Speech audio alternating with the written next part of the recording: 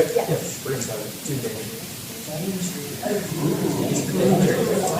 You guys want to test it with me? Sure.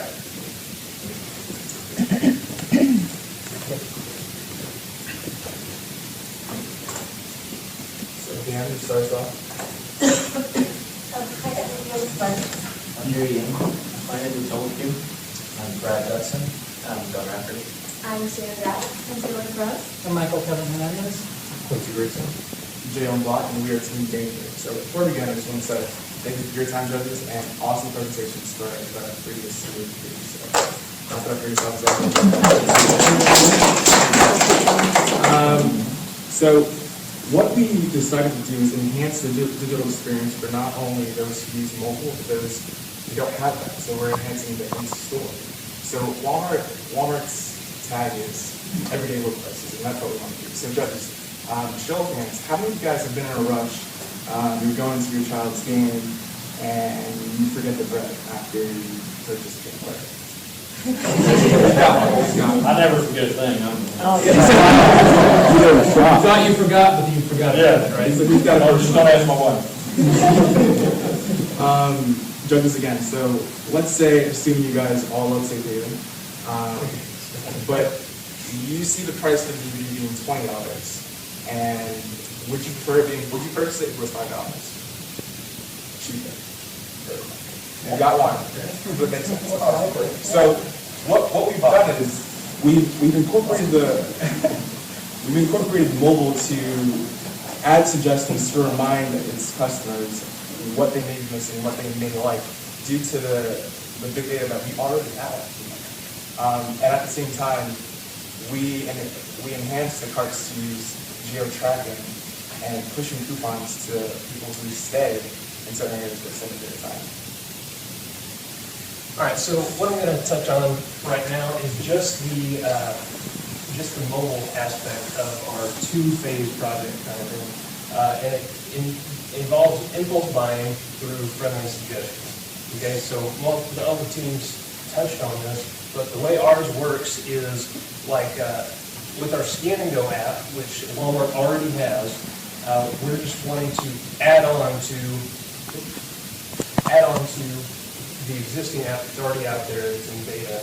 And on the shopping list is an option to put a shopping list, and with that you have checkboxes and you have a aisle or road number that it's at. So I don't know about you guys, but I don't shop very often, and when I do, I get lost in Walmart because there's about 3 in this area, and no matter which one I go in, I'm never in the same place. So I'm always lost, and having this as a, hey, this is on row 7, oh, great. Now I just got to figure out where row 7 is. But much easier versus bread in that section over there. Okay, so as you can see, you can add, I'm sorry, I'm going to point a little bit.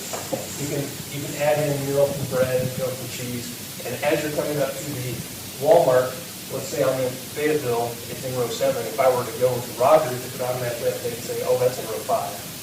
So with that, as I'm going to row 5 and I check off milk, it gives me a friendly suggestion of, hey, with milk, did you ever try Hershey's chocolate syrup so you can make chocolate milk? I go, ooh, yeah, chocolate milk, I haven't had that since I was a kid. I'm going to check that off. So as soon as I check that off, it adds it to my list. And so therefore I can keep going down. And we just created an impulse buy. The customer didn't even realize, but they found out anyway. So essentially, what I like about this idea was that you can also buy, if you have beer, a lot of people who buy beer also buy diapers. That's something that big data in your company actually found. So that's the kind of stuff that if you bought beer, you can probably buy diapers if you want to have that. So this is the most interesting thing that we thought of that will be extremely beneficial to both Walmart and to the customers. So essentially what we want to do is we want to give you the most data possible that no other company has. So what we want to do is we want to put geo-tracking devices onto these carts, allowing you to track the actual position at any one moment of time throughout the customer shopping experience. Also, you get to see how long they wait through a certain aisle, or if they meet a threshold time period, like in technology, for 20 minutes, they flag it to give more opportunities. This will present a huge amount of data that your knowledge management teams would be loving to pour their hands on and actually understand what the consumer purchasing power and mind works as they're walking through the store. Because sometimes when they sit idle for 2 or 3 minutes, they don't purchase something in that aisle, and you want to understand why and how you can get them to purchase it.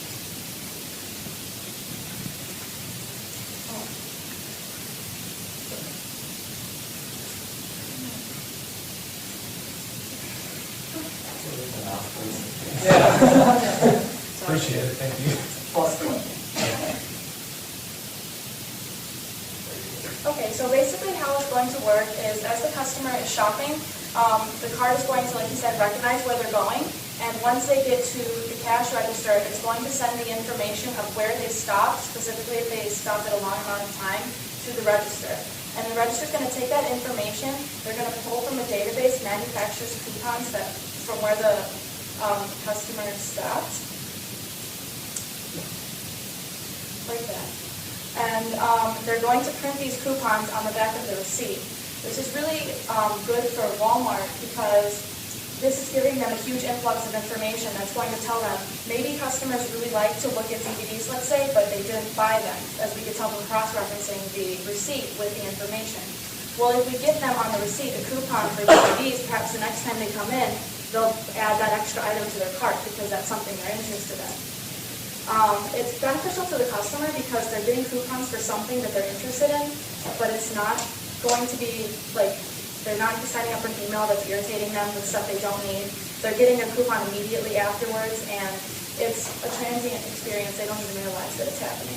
And just to sum it all up, Walmart mentioned earlier, they want to bring the value to their customers not only through multi-channel. They want users to be able to experience this through all channels. So with this, we're giving the mobile experience, we're giving the online experience that you can see through the mobile app, and more importantly, we're giving the in-store experience that users can go throughout the store and just shop normally and not be able to have to experience the change, but at the very end of the shopping experience, you get this benefit to them. They're saving time, they're getting more convenience on it, and in the end, Walmart is able to get all this data for them to help them get this competitive advantage, and more importantly, you'll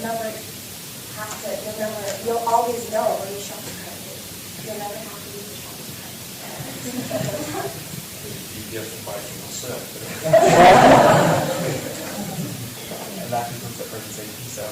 Just great.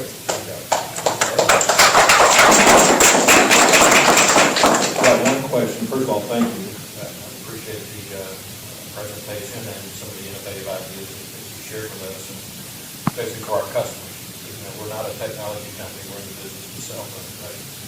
My question would be, as a phase, a next thought process behind it, could with this technology, as their customer is going through the store, if they wanted to on their app, as I go through the stores and I pass by certain areas, show me a coupon now versus waiting until after I've checked We out. thought of that idea. The one thing that we were also thinking about is if we do it at the end of the shopping experience, we will allow them to come back with an elite to use that coupon, and getting them in the store just one more time in the time of that 1 week will improve your bottom line, and it would also save them money. So doing it at the end as opposed to during the shopping experience will get you probably another impulse buy throughout the sale.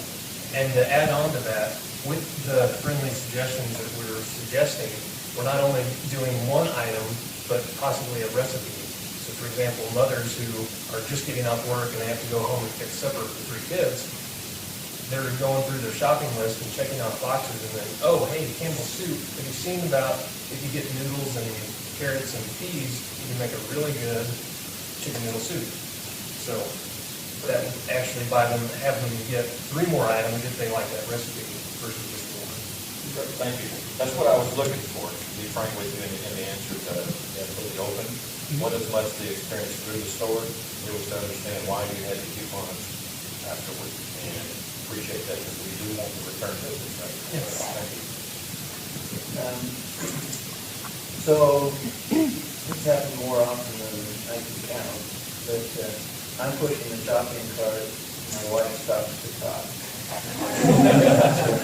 So now the shopping cart goes to different places in the store while my wife is that. Or at times the shopping cart doesn't go anywhere for 30, 40, 50 minutes. So, did you take into consideration what might happen if the shopping cart is damaged? Yes, we realize with every single piece of data that we have out there, there's always going to be outliers. And so this is more like a aggregate, continual derivative of getting your information and seeing where the most people stop. So the most people stop in technology, or the most people stop, in the household items where the blenders are, so on and so forth. So then we can give coupons kind of in a general area. And then as technology progresses, where we get logins where people are willing to give out their information and link it with the cart or so on and so forth, then that would be more tailored towards that specific person. And your data management team can also track, since they're all tracking all the carts, if you have one cart from one group of people and another group of people and they stop and interact, you can also be able to remove those kind of outliers because you know that they're talking. You can use the data to kind of drive some of the, motions that, I'm stopping because I met my friend and I'm going to talk for 1 or 2 minutes in this area. You can kind of track that as well. Thanks, guys.